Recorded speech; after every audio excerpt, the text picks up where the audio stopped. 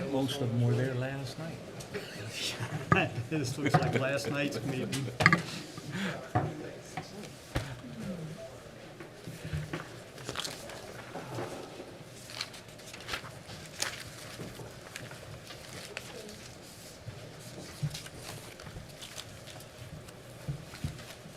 All right, I'm not sure where Alice is. He was just getting sworn in. That's finished. He's finished with that, yeah. Good, good. Well, I'll go ahead and get it started. Can't go in one go. You didn't have much luck. You didn't have much luck there. I told him I was tripling his tank. All right. I'd like to open this January meeting of Louisa County Planning Commission work session and start with new business, which is capital improvement. I'm sorry, I'm going to start with something else. Before we start with new business, just a moment. I think we have to have a recognition here of one of our finest in community development who's having a birthday today. Happy birthday, Miss Linda Buckler. So we gotta send something down her way. Thank you very much. I appreciate that. Absolutely. So. Very good. All right. Well, we'll start with the capital improvement plan now, Ms. Colvin. Chairman, members of the board, good evening. Happy birthday, Linda. I'm sorry, I didn't know that before now. Thanks for having us tonight. We're going to go into more detail on some of the projects we discussed at our last meeting. There's only one change that I've made since our last meeting, and it was a typo on one of the forms. So on the fire and EMS station for Shannon Hill, it's not in this fiscal year, so it's not a budget thing. Well, actually, it will affect this fiscal year. It's $50,000 for a study. We said we were going to study where the best place to put these stations were, and the study was in one of the fire stations and not in the other. So I've added that $50,000 in this fiscal year and updated the form, as you'll see in front of you, to add that $50,000 into this year's capital plan to start the studies because we want to put them in the right place. So that's the only addition and change we've made since our last meeting to what I had given you. So with that, we're going to start with a presentation from Louisa County Public Schools. Thank you.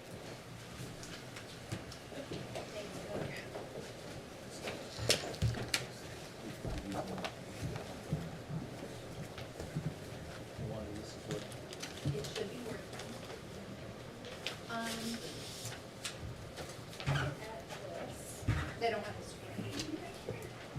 Tom? He's right there. He's right there walking out. You see? He's walking He's his running off. away. He's heading out. All right, hold on. So I don't think he shared this one. you're not ganging up on us now, are you? Everybody's running. Did it show up? Okay. No. Something showed up. Only on one? But that's All right, the, hold on, I found it. On this one? Yeah. Okay. so is So the, now it should work if you click on the side button. Oh, that's your website though. that's, no, that's not our website. That's not your, Here comes that's, Tom. he's Look got, up Tom's coming. I can find it. Maybe we need a little more money for technology education. There you go, there you go. There we go. All right, Yeah, I knew how to work it, I just didn't know what it was. so, now you just, it should click. Click to the side.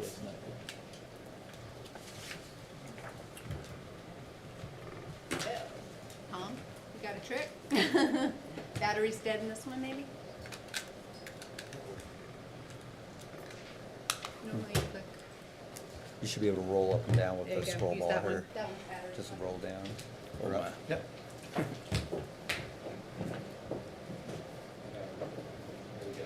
Well, good evening, Chairman Disway and members of the commission. We appreciate you all having us here tonight as we talk about our elementary school, and we're coming off the heels of the opening of our new addition at Louisa County Middle School, which we really appreciate your support. on that project, and we opened it up for students yesterday, and it is alive and well. So we're really excited about that as we opened up the alternative education portion of that, as well as the middle school portion as well. So thanks for that support. And if you've driven by the high school lately, you've seen a huge project in the front of that school. Our CTE Center is alive and well as the walls are going up, and we're hoping to have that under roof maybe by the end of March. So that is coming along well, as that plan is to open up in August of '27. So we're excited about that as well. But tonight we're going to talk to you a little bit about our elementary school, and looking at a new elementary school for our community and for our school division, and talk to you a little bit about enrollment and what that looks like, why we feel this is really coming fast and furious. As you know, the community is growing, Louisa County is growing, our enrollment is growing along with it. And with that being said, I'm going to ask Mr. Downey to come up here with me as well, and he's going to go through some of the numbers that we're looking at. Good evening, everyone. There you go. All right, so, you guys can see this, there's a screen, okay, so great. So, this chart here is a chart of the actual enrollment over the last 10 years, starting from 2016-17 school year to finishing the 24-25 school year. And then if you see there, the last column on the right, 25-6, that number was the actual enrollment as of October of this school year. And what I want to say is that the first full years there, that number was taken the last day of that school year. Okay, so May of 16-17, the number was 48-14. Okay, so every May, all the way up to 24-25, those are the ending enrollment numbers. And then you have our October number. A couple highlights I want to share, obviously 600 student growth in that time period. And then if you look most recently, just from May to October, we've grown over 100 students. So Louisa County is a happening place, as we all know, and we're growing. And the numbers certainly prove it. And these are, like I said, the actual numbers that we have here in front of us. The next chart, which we got to go down. Yep, there you go. So this is a combination of things. So this breaks down capacities, enrollment, and projections for future for each of the elementary schools, as well as our middle and high. So I'm going to start off with the high school. So if you look there, the second column over, third column over, excuse me, from the left is our current enrollment column. We're at 1546. And again, these numbers were as of October. Just want to make sure everybody knows that. And the building capacity, this is with the addition of the CT Center that Mr. Straley just spoke about. We're at 2072, which leaves a capacity of 526. And then through a study we did in the spring, our projection for 2930 gets us up to 1,679, leaving us just shy of 400 capacity buildings. So we're looking great at the high school as far as capacity goes. And similar with the middle school. We're at 1204 currently. With this new addition just opening, it takes us to 1565 with a nice buffer. And then the projection of 1434 still leaves us with well over 100 capacity projection there. Now, the ideas kind of change here, and the picture changes with the elementary schools. Starting with Jewett, obviously we all know we did an addition there somewhat recently, a couple years now. So that took us to the 775 that you see there, which the current enrollment is 682. And 775 is, that enrollment is based on some specialty sped classrooms that we have there and so forth. We could grow a little bit there with the potential of different moving programs or whatever it might have you. We do have capacity enrollment there of over 100, but then as you look over to the right, projection of 761 gets us very close to that building capacity of 775, only 14 seats available there. Continuing down, Moss Knuckles, the picture gets a little bit tighter there, 662 current enrollment. The building capacity is 700, which leaves us 38. Projections for 5 years from last April is 726, which, as you see, leaves us upside down by 26 seats. Keep continuing on with TJ, we're already over the building capacity at TJ at 701. The projection of 781, we're 81 short. And Trevilian's building capacity of 570, and I'll explain that 645 here in a second. We currently have 566 there, so again, very close. We do have current mobile units there at Trevilian's we can use, which gets us that 645 number, should we need. The projection for 2930 gets us to 611, which again gets us, based on the building capacity, not including that mobile unit, gets us upside down by 45. So as you see, much different picture when you go from the secondary schools to the elementary schools as far as space to grow.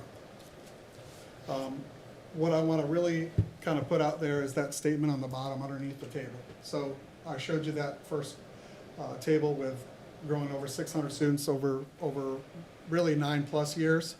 So this projected chart has us growing by almost 600 students in the next 5 years. So our growth is that curve is steepening quite a bit. So with that, we have to move forward with some plans here. So. And so looking at the numbers that that Mr. Downey just presented to you, so first step was making sure we're taking care of the middle school piece. We already had a tremendous amount of mobile units taking students in there as we're over capacity. So we just moved into our new addition as I led off the presentation with. So we're taking care of there as we've moved in to the addition.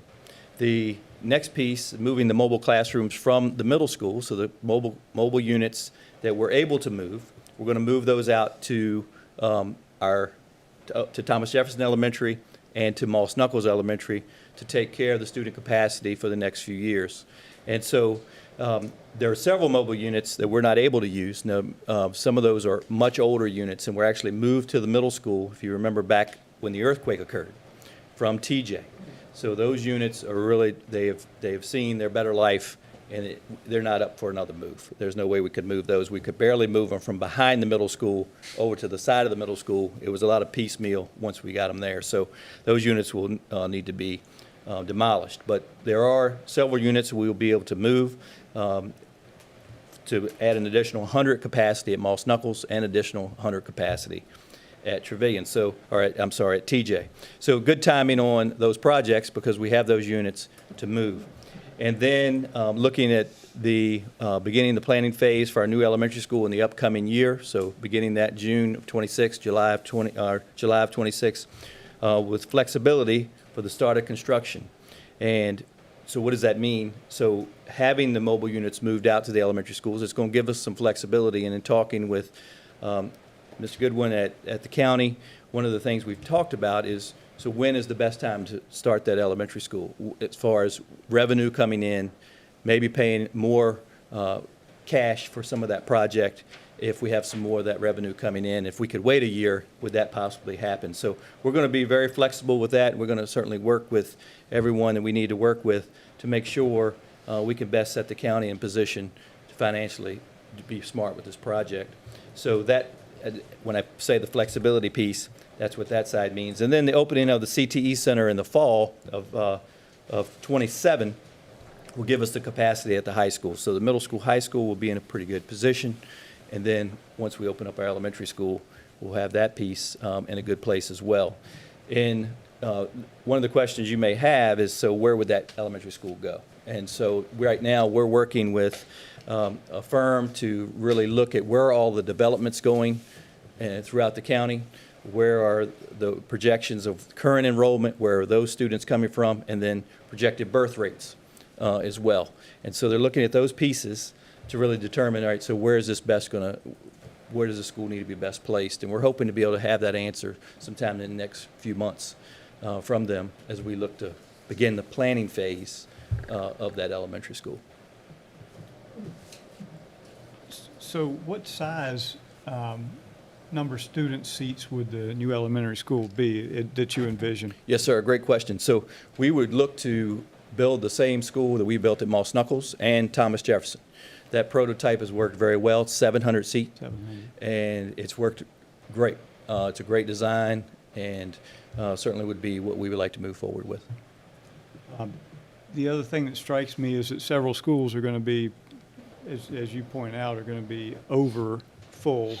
So there's got to be a reshuffling of folks around. So it looks like, however this is done, when you put the new school in, you're going to have to redraw your districts and who goes to what school and move folks around. And Yes, sir. I guess you have the ability with, to accomplish that sort of thing without too much trouble on having to bus children all over creation and. That's right. And so the redistricting process certainly will need to take place, and right now, I think it's a little too soon to try to, what we're trying to do in working with the firm is, all right, where are our students now? Sure. If we had to divide from where we are, where would we divide those lines, and what would that look like to position the school in the best possible place in the county? If you think about this, if this school doesn't open up until fall of 29, fall of 30. Many of those students are already into the middle school. So it's going to be a process to wait to see what that looks like. But we do feel like the lines are going to somewhat stay the same. And talking with the firm we're working with, they seem to think that that probably wouldn't change a whole lot as far as what it may look like if we did it today and then. But it's not necessarily necessary for us to do it today as such, if that makes sense. But there will be a redistricting, and I think a fair amount of students will need to be moved to different schools, and it might not just be to the new school. They may move from a current school to another current school, just depending where those lines are drawn as such. And one last observation, if you could back up one slide, one more, there you go. So when we get to 29-30 timeframe, we're going to be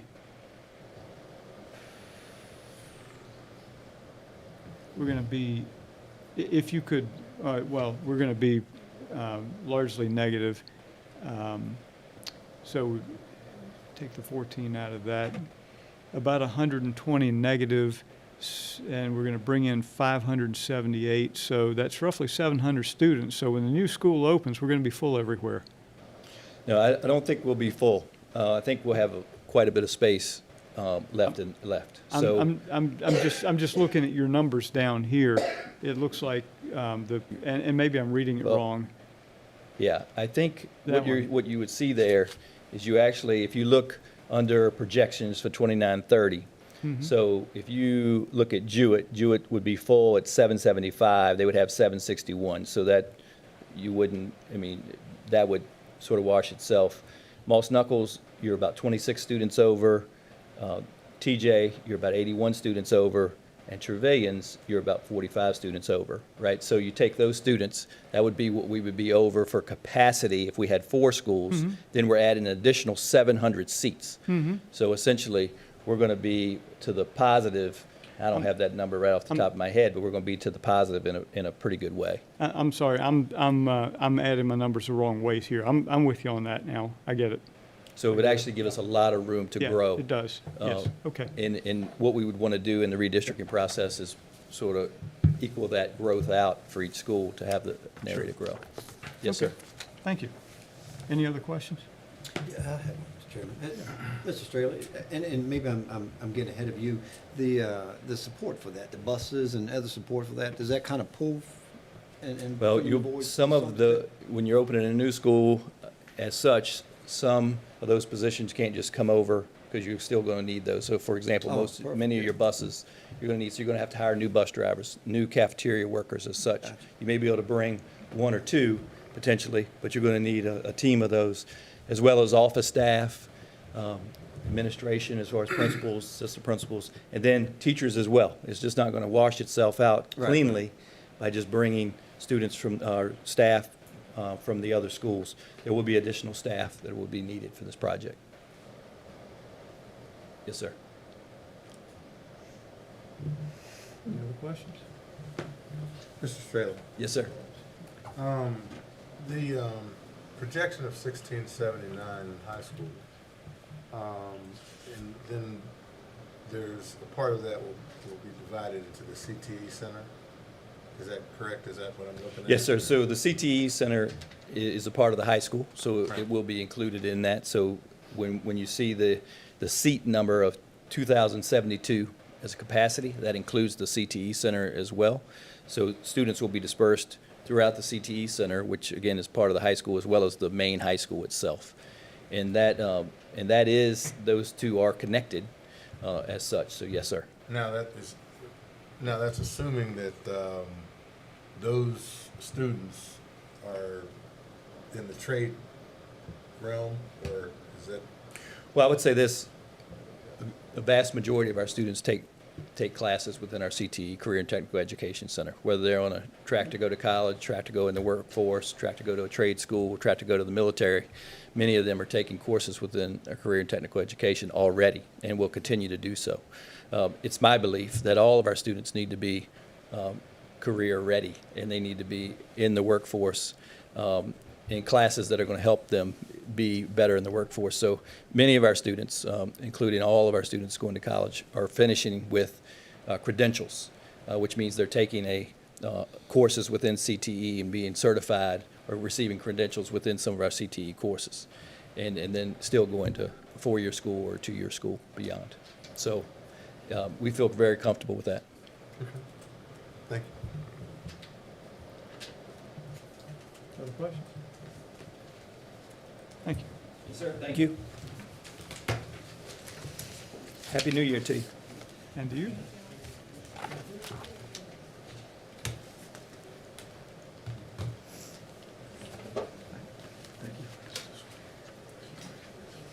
Next, we've got Chief Hawk to talk about the fire and EMS projects.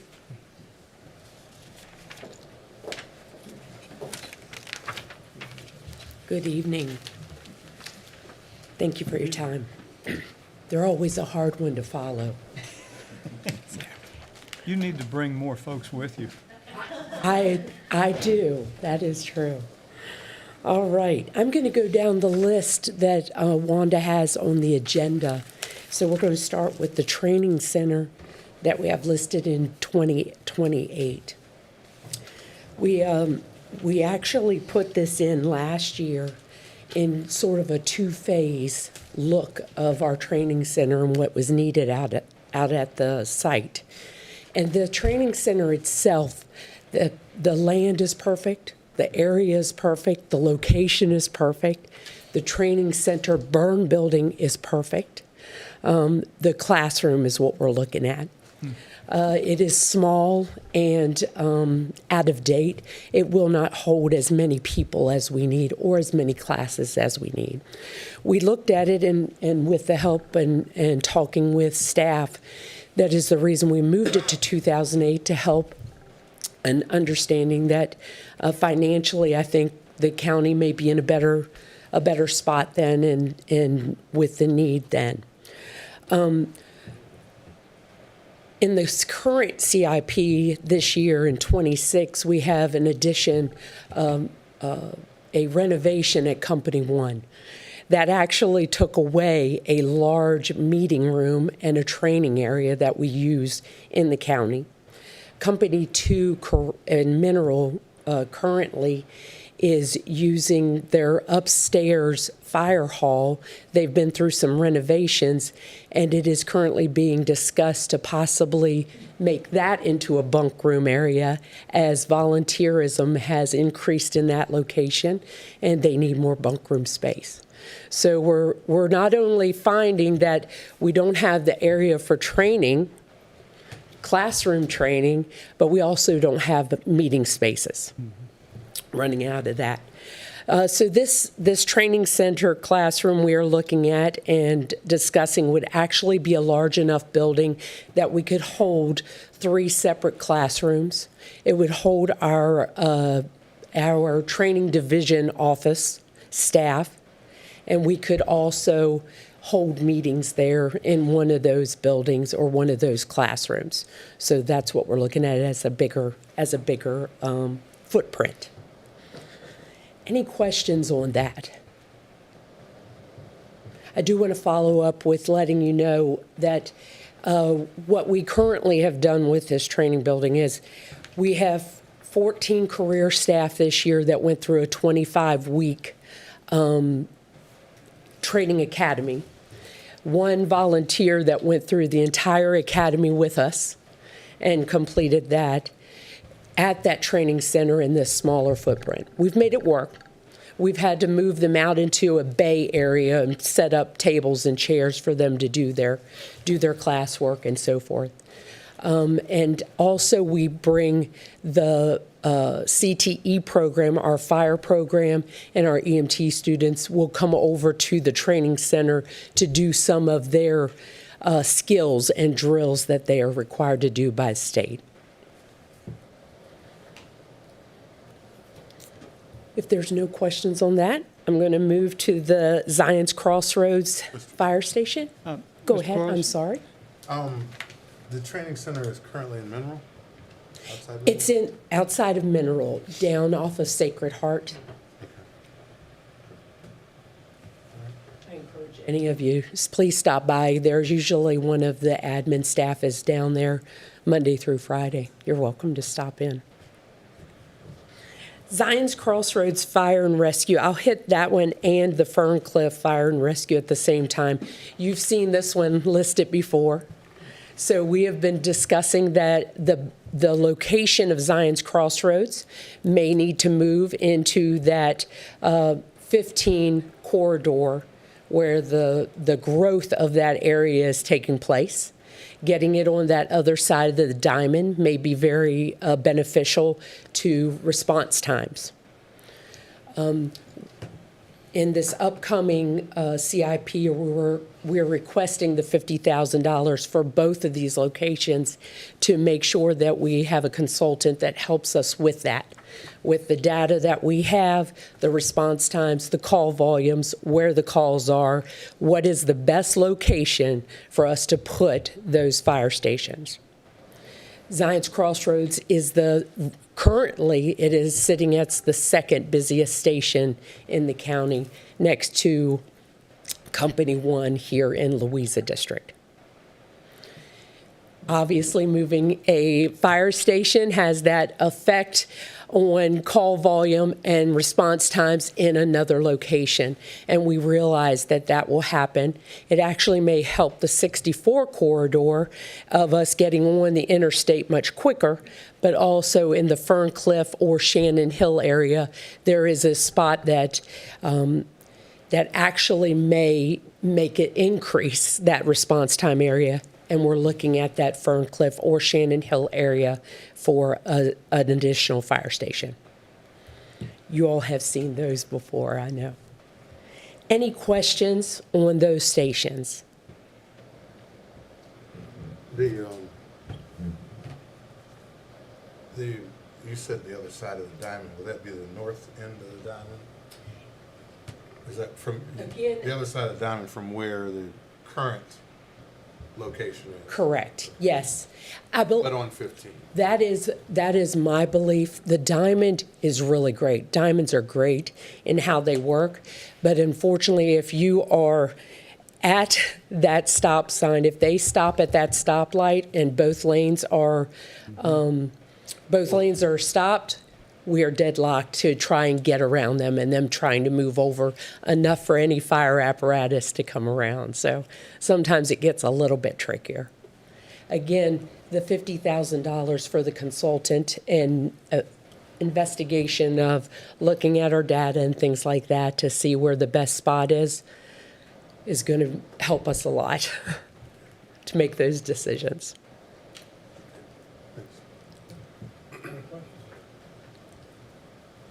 All right. And then the last thing is the building expansion at Locust Creek Volunteer Fire Department. The last couple of years, the Management Oversight Group, which is the MOG, which is all of the fire chiefs of the county, all of the volunteer fire chiefs are one group. They have supported taking to the board each budget year one major renovation for their buildings that are aging. Locust Creek was the one that was unanimously brought forth this year to bring to the board to see if we could fund getting that renovation taken care of. They are an older building. I'm sorry, I did ask the fire chief to join me tonight, but unfortunately he works at NAPS and was unable to join me. But they have been very, very supportive in having career staff there. We also have put in a SAFER grant that we were awarded for 9 additional firefighters and EMTs that will be located in that building for the east end of the county. Currently, there is only 2 full-time staff members that are there for the whole east end of the county, supplementing volunteer participation. And putting 9 more additional people in that station will allow us to get the ambulance out and a fire truck out with an additional fire truck out every day or on every call that it is needed. So that's a huge plus. There's not enough space for them in that building, not enough bunk room, very small kitchen, very small living space. So we're asking the additional funding to renovate that building, the inside of that building, currently looking at that blueprint, and expanding it out to add additional bunk rooms, additional bathrooms, a larger kitchen, a larger living area. Any questions? Questions? No, thank you. I appreciate your time. Thank you. Next, we have Anderson Woolfolk with General Services.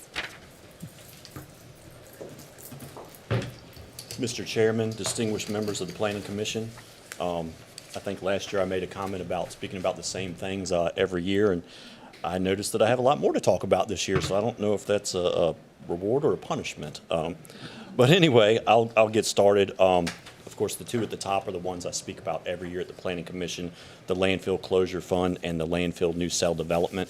They kind of go hand in hand. Basically, the Closure Fund is when we finish the life of a set of cells, which our current cells that we're filling now will be in about 2031. And then the next phase, which will be cells 4A and 4B, they will continue until about 2049. At that point, we will then have to close them out and cap them with either a 2-foot thick earthen material, or we'll have to cap it with a synthetic geotechnical like we did on the old landfill. This is basically a savings fund for that. It's going to be approximately, if it were in today's dollars in 2020 or 2049, it's probably about $5.9 million to do that. So this is basically a savings fund. So by the time we get to have to do that, we'll already have the money in place, and we're not searching for $6 million. There may be, $200-300 up or down, but that's a much smaller amount for the future board to have to come up with. The new cell construction is basically the same idea is we're saving up money for the next set of cell construction. The next set of cells, 4A and 4B, will probably have to be constructed somewhere in 2030, 2031 as the other set of cells get capped off. So basically, we're saving that. That fund has actually gone up in the amount we increase to put in it because, we may need in the future to make land purchases. The county's currently under contract to purchase some additional land next door that'll give us another 250 years, and some of this is basically to recoup what we've spent into that. So does anybody have any questions on those? I know I've spoke about those probably every year for the last 6 or 7 years, so. Questions? You said next door to the current landfill. Are you talking farther down Moorfield Road? It's actually right adjacent, if you're familiar with the landfill, as you come down the entrance road to the scale house, Pendleton's on the left. The property will be to the right of that, and it's about 450 acres, I believe. They just logged it, is that correct? Yes, sir. Any other questions? On to some new stuff. So the Animal Shelter Building Edition we have scheduled for next year. We have actually already started on some engineering for that. Basically, we're doing a space study, and we're doing our preliminary soils reporting setting up for where we're going to have to do an established drain field and well. We already have money in store for that. We originally had money set aside a while back for a renovation to the existing shelter. Unfortunately, the existing shelter is 3,000 square feet, and it has been that same size since they originally converted it into a shelter in 1989, I believe it was. It was either in '89 or the very early '90s. And of course, we see about anywhere from 1,100 to 1,500 animals a year in that, which is over 100 a month. You know, with the cage capacity and the pens that we have, we're just out of space. So we currently already have $318,000 sitting in a fund that is allocated towards this project. We've already spent $50,000, and the work that's going on for engineering now to get what amount of space we will need for the next 10 to 20 years, and develop a budget for that and a preliminary layout for, you know, our adoption rooms, things like that. You know, we have to improve the HVAC to prevent cross-contamination and have quarantine rooms.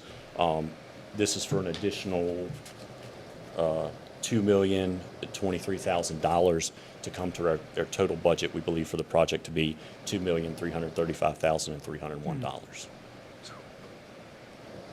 Any questions on that? Yeah, Mr. Payne. That number, that 2 million, is for the new structure? Yes, it will be an addition, yes, sir. Thank you. And that will also include renovating some in the older space. Yes, sir. Thank you, sir. Yes, sir. Other questions?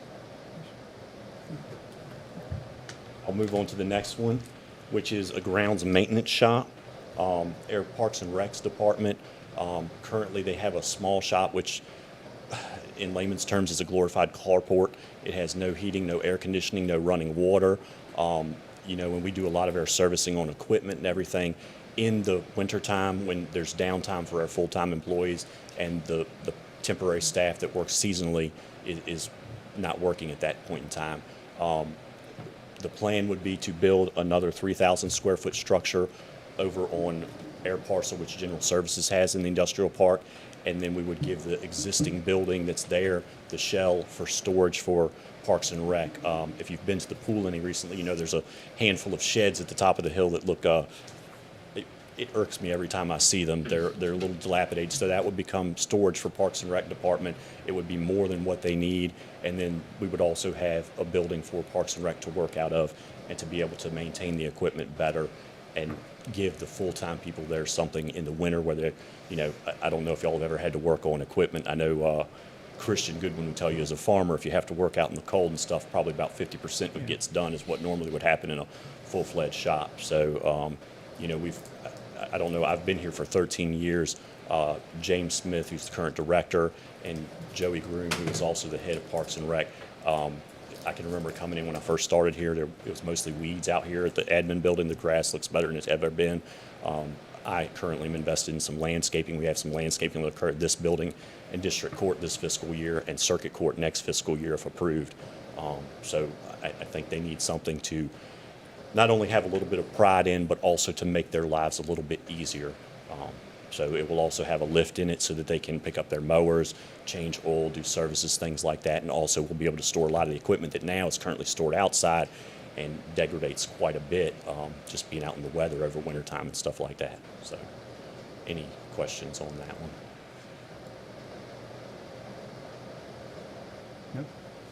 No.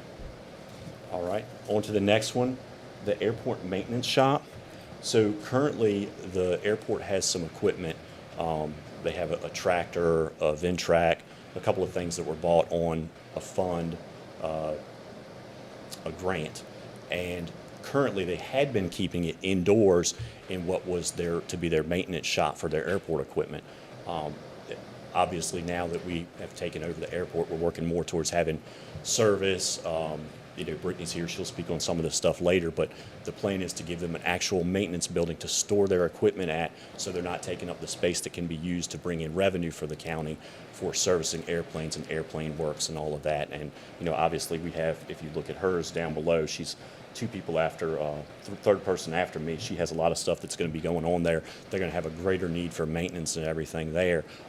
This plan, I believe it's 3,000 square feet would be just across the fence from their property next to us. And I currently have about I think that thing's 2,400 square feet shell building that they're going to use temporarily, because right now they're actually storing their equipment outside. The grants that they have are for 20 years.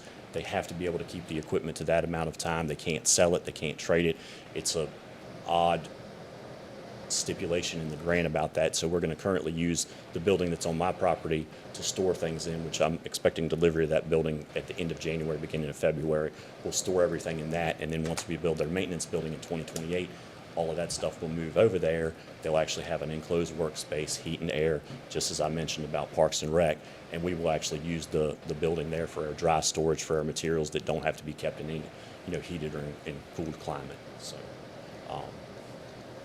any questions on that one? All right. On to the animal shelter complex, the paving. And that is basically, so we're looking at doing a training center down there at the fire training center. The animal shelter is actually adjacent to that. We're talking about doing an animal shelter addition. And then we also have the sheriff's storage building that is there, as well as the impound lot. Now, when we did the sheriff's storage building, in order to save some money and to keep our budget where we needed it to be, we didn't pave that parking lot, knowing that we were going to have these things in the future, an animal shelter addition and also a training center addition. And so the idea is for this to be, after we get all of our other things done, we will actually pave that once the training center is completed, if it is approved. And it's just one of those things where, it gives a really good professional entrance. It makes it easier on snow removal. I don't know if anybody's ever pushed snow when it's gravel. A lot of the snow that gets removed has gravel. So it's a constant maintenance thing. And also, we're going to have flat areas for ADA access at both the training center and at the animal shelter. They'll have to be paved, so we might as well put it all into one at the end of that. Any questions on that?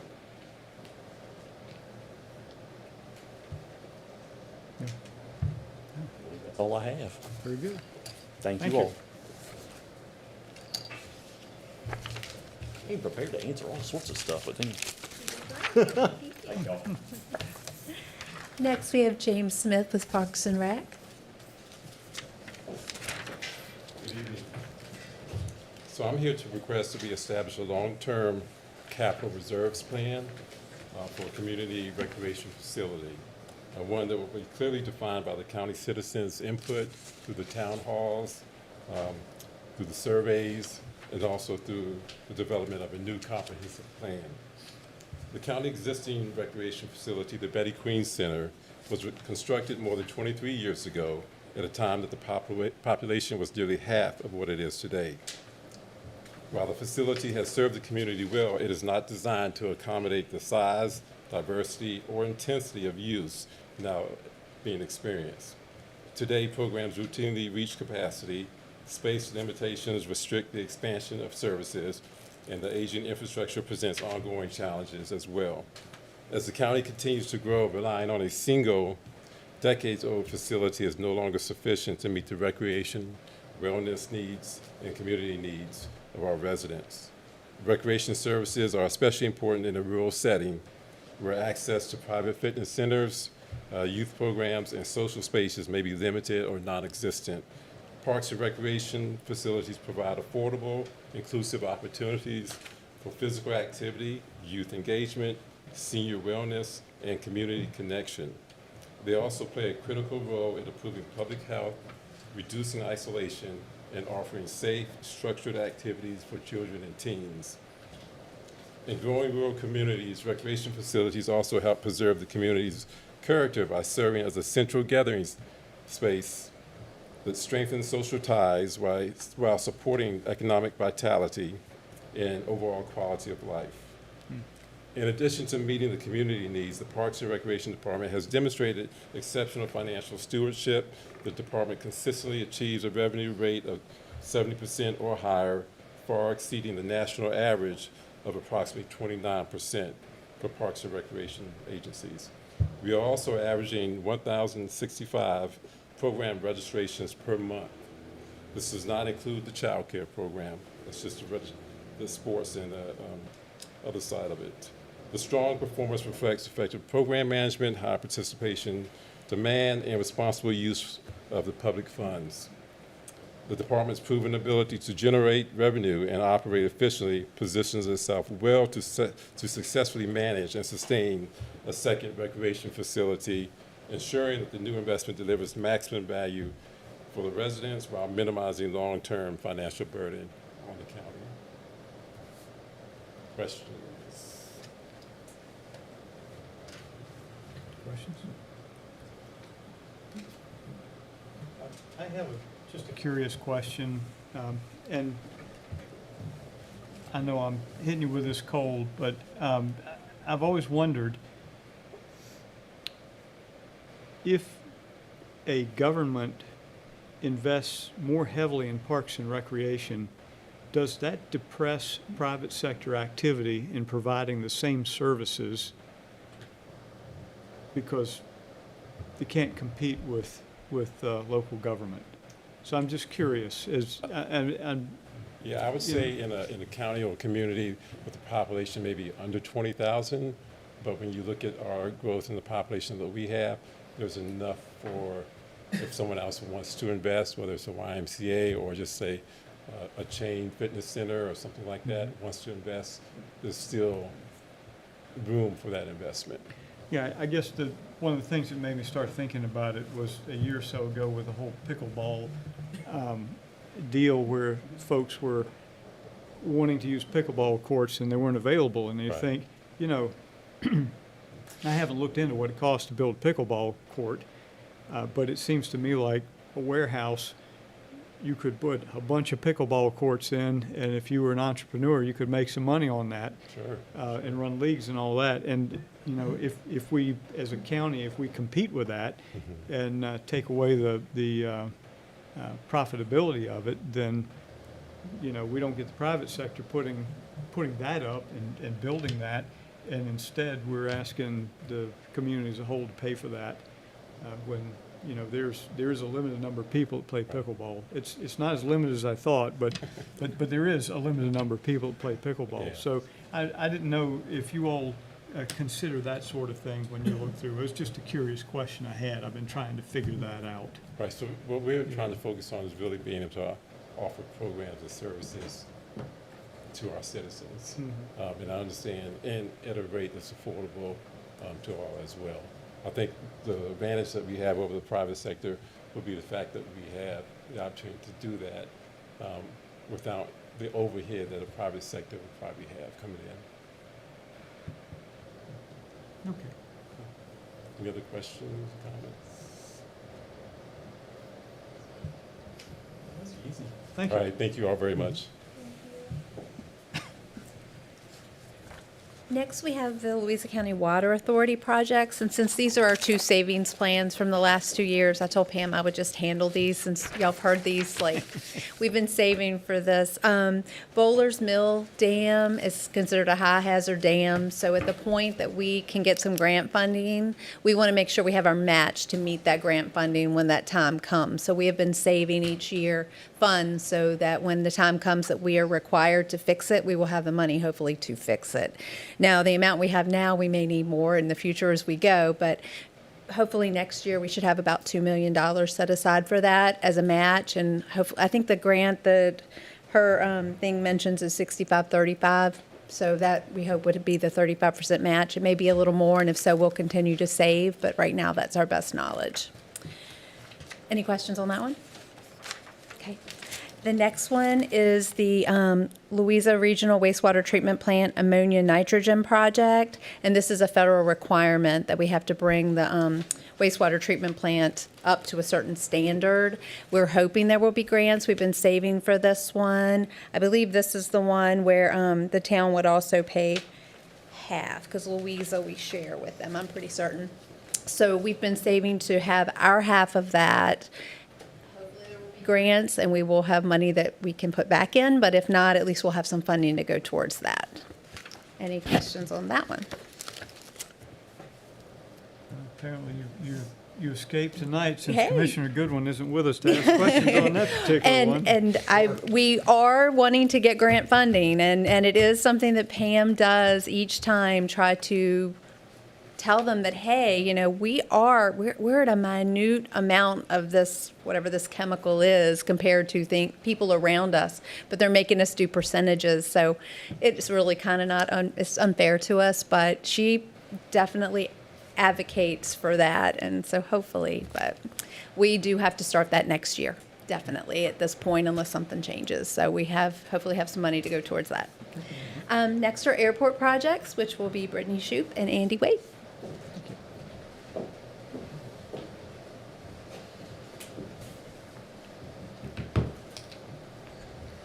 Good evening, Mr. Chair. Andy Wade, Economic Development Director. Airport falls under my responsibility as a new county department.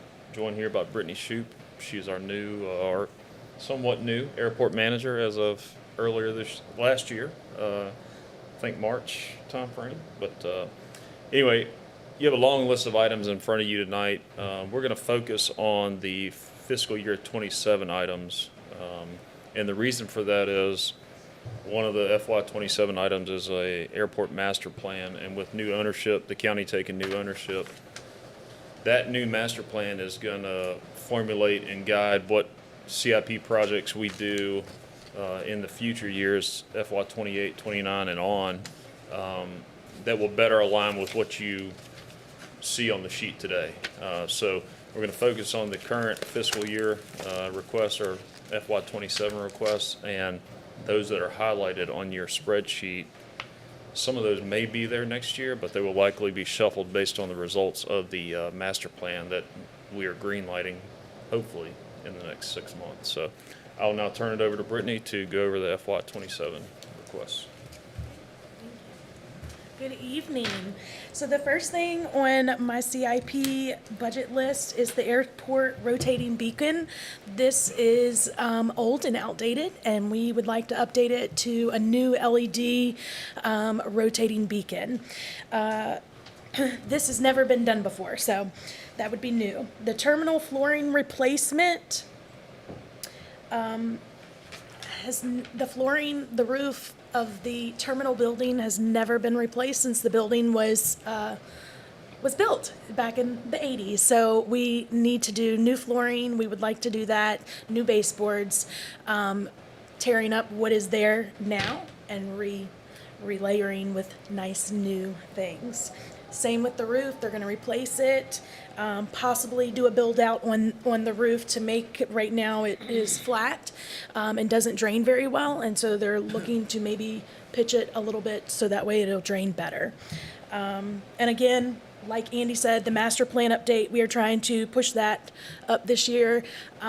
It was supposed to be in the next 5 years, but because the county has taken it over, the airport, we would like to look at what the county would like to do with the airport itself, maybe do runway extensions and things like that. So as you would notice, our percent of that is only 2%. The FAA is going to cover 90% of that. That is a $400,000 project that we, as local government, will only pay 2% of.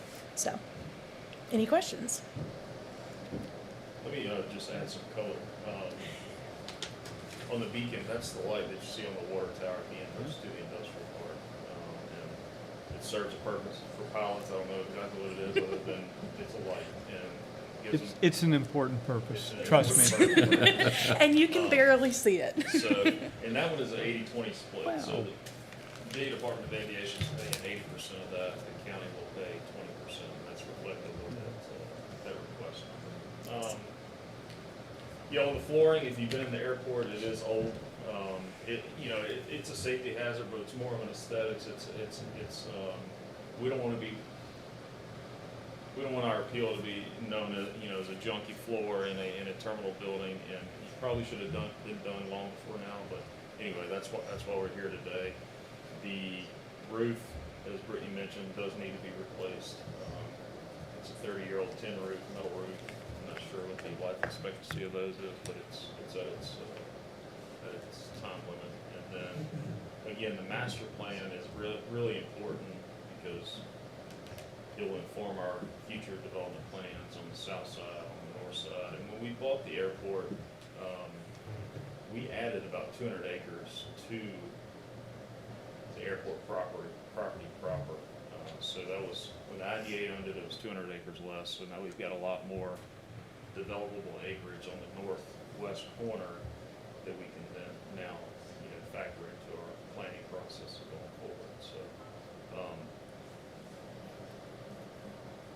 there's no other department now in the county that has the funding capabilities of the airport because of all the federal and state money. And you'll see some of these big numbers on here, like the terminal or the T-hangar construction. Anytime you build something where it's a revenue-generating resource, you're not eligible for grant funding because the expectation is that the rent income pays the debt service if you have any. So most of these big numbers, the $1.5 million of the T-hangars on the south side, that's why that number is so large. We have a current wait list of like 60 pilots for T-hangar space. So we really want to get the master plan done. We want to make sure the T-hangars are going where the T-hangars need to be for the long-term plans and development plans of that airport, which may include, runway extensions and other things out in the future. So that's the importance of the master plan, as it is for any development project, but that's why we wanted to bring that to the forefront and start that now, rather than 2029, which I think is when it was originally scheduled. Now we'll answer questions. Any questions? Very good. No questions, apparently. Thank you. Thank you. Well, thank you for having us all tonight. At the next meeting on February 12th, we'll hold the public hearing for y'all to vote on these projects and pass along your suggestions to the board. Thank you. Very good. Thank you, Ms. Coleman. All right, next item up, listed under old business, is Planning Commission bylaws. The bylaws were sent out after the December meeting for everyone to look at and review as part of our action during the discussion section of the meeting at 7 o'clock. We will approve the bylaws for the year. The opportunity now is for us to talk about whether or not there are any changes that we'd like to see to the bylaws. So did any commissioner have any recommendations for changes to the bylaws?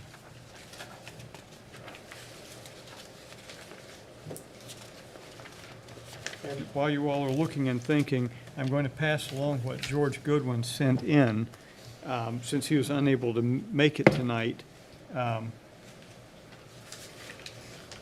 Says regarding the bylaws and the time allotted for public speakers, if someone is representing a group, can we ask if other members of the group are speaking? If so, the group leader should be limited to 3 minutes. Dislike group leaders speaking for 5 minutes, then listen to a string of speakers from the group basically saying the same things, all else good. So that's one possible thing for consideration. And that is under the public hearing section, which is section 9B, and it's item 4. For that, it says each speaker may be permitted to speak for up to 3 minutes, provided, however, a representative of a group may be entitled to use up to 5 minutes. How everyone feels about that.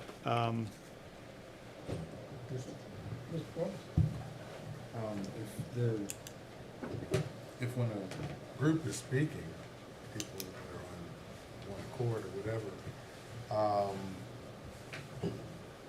do they yield their time as far as they're speaking?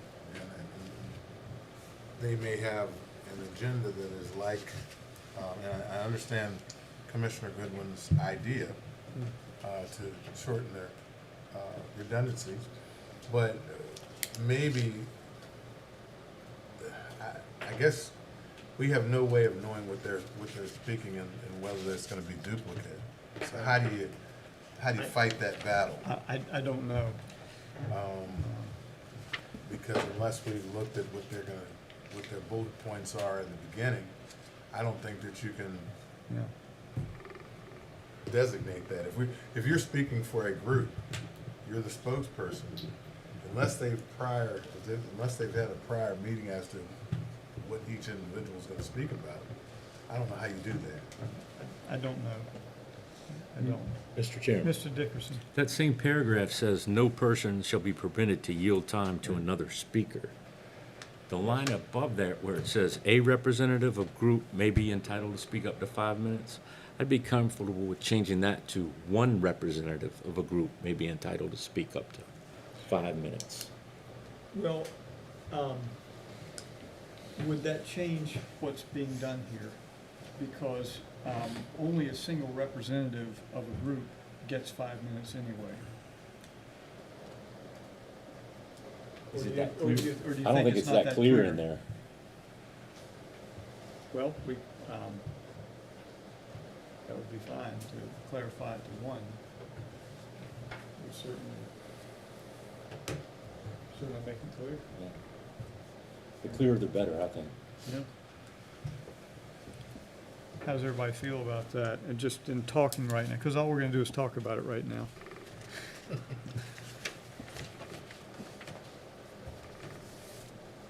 All right.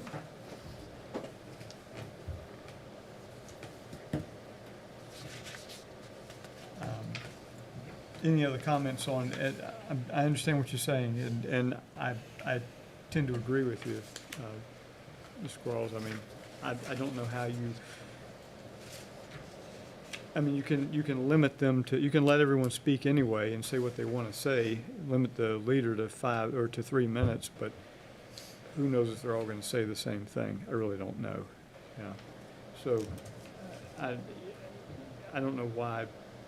I don't know if you really gain much because we don't have that many leaders of groups stepping forward during Right. these, generally speaking. Maybe 2, maybe 3 in a really, really busy meeting, and they don't always take the full time. But Mr. Chair, Mr. Barlow, maybe you have an insight in that. Can you give us some, based on another board, do you have an idea that, You wouldn't run into multiple speakers trying to speak for a group. I mean, we run into the same thing, and one, I know everybody would know, but I'll not mention that, but it's what if somebody's getting ready to speak and they're, offering to speak for a group, then you can ask at that time, who are you speaking for? That's different than what we do. Ask who you're speaking for, and then find out right then if if the rest are yielding to that person. I don't know how you get it so specific in your bylaws. The way I've always interpreted, you only have one person to speak for a group. If you got a bunch of people that are basically yielding their time to this person. But we have the same thing, but we do sort of ask when that person comes up and they're speaking for a group, is clarify who you're speaking for. And that's the way we do it. We don't have anything much better in writing that I know of than the planning commission does. well, ours were modeled after the board, so it would, That's kind of what I was it thinking. would be about the same. Yeah. So, I all just- right. Yeah. No, I understand. Yeah. I think if you change that, then, we might be on the same agenda. But then because I fall under that group or that session, then it kind of limits my way of speaking as a citizen. I might come up with something and I say, wait a minute, hold it. I'm a part of this group, but in the same vein, I do have some input. And then, and if we limit them to their lack of ability to speak, then I think we're probably treading on the wrong. Yeah. And what we do is ask that person that's, the person that is stepping up to speak for the group, ask them to clarify, you know, who are you speaking for, and if they, the others, the ones in the audience, and they may very well want somebody to speak for them. But you kind of get that straight up front. And then if you have a bunch of people that, and there may be instances where somebody wants to speak, but then that's at the discretion of the chair to either let that person speak or say, you know, your spokesman for the group has spoken. I mean, that's sort of the purpose of having the chair. It's you know, that you can't write a rule for everything. Right. So I think the gist of what you all have is probably good enough. It's just, I think you certainly have the ability as chairman to say, you know, to decide whether you're going to let that person speak or not.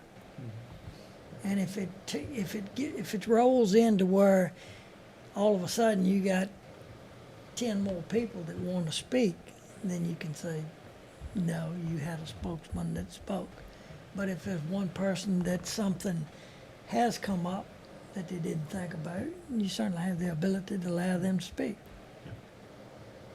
Mr. Chairman, Mr. Dickerson? they would still have their 3 minutes as an individual Yes, they would. to speak, so we're not disallowing their participation. And in general, I think we may have seen, I can't think of a case where we've seen more than 3 people who were the head of an organization speaking at a particular public hearing, which accounts for 6 minutes difference. So while it may seem like a long time during a meeting if there are many speakers, in reality, I don't think there's a lot of difference time-wise in just sticking with the rules we have and allowing things to go on the way they are. So, fine. George?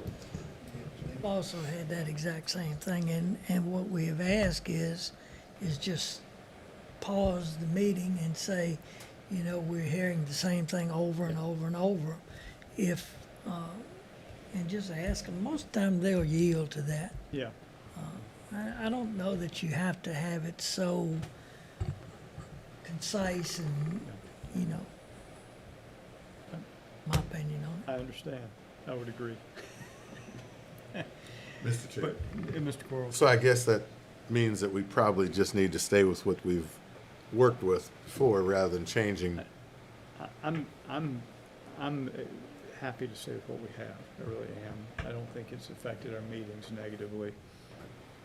I understand the point, and I want to honor, you know, Yeah. Commissioner Goodwin's request. So, but yeah.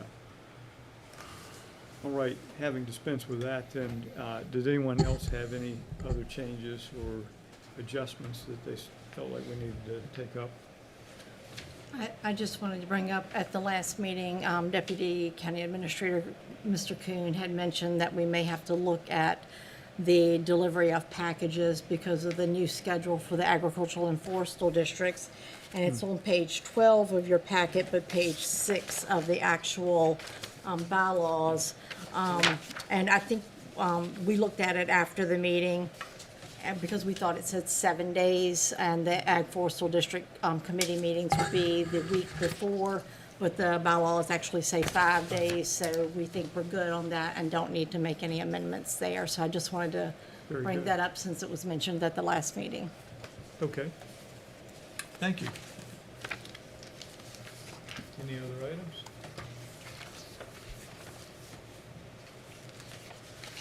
Well, we'll have one more opportunity to discuss anything that may come up in the next hour for that. But right now, I only have one recommended change, packet page 13, agenda page 7, which is the order of public hearings. item B4, about fourth or fifth sentence down, each speaker may be permitted to speak up to 3 minutes, provided, however, instead of a representative of a group, change it to one representative of a group may be entitled to use up to 5 minutes. I suppose you could say the representative of the group as opposed to one. And just changing the article from a to the would indicate that there would be only a single. Would that be an acceptable change? Most definitely. Oh, very good. So we make that, instead of one, make that the representative. And we don't determine who's the representative, they determine who they are. So if they don't like it, they can take it in the hall and settle it and come back. Very good. Any other changes? All right, then we will adjourn the work session. Work session is adjourned. We'll reconvene at 7.